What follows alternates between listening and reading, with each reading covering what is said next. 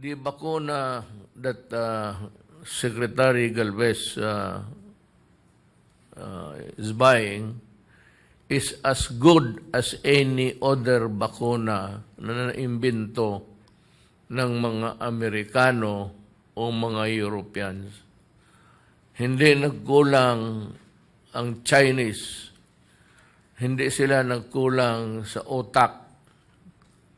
Bright itong mga Intsik at they would not venture kung hindi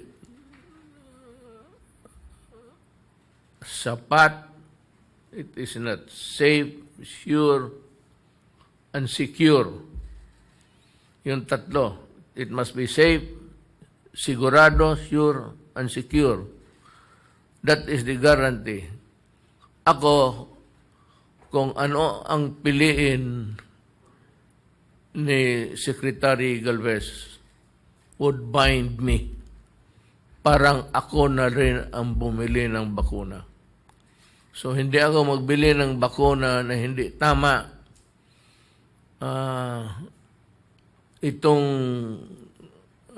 Sinopharm, pati Sinovac, nabakunahan na nila lahat halos ang kanilang, kaya normal na ang buhay nila ngayon.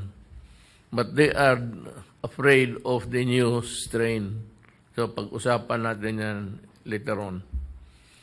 So yan ang ano. Kung ayaw ninyo, okay lang. Walang problema.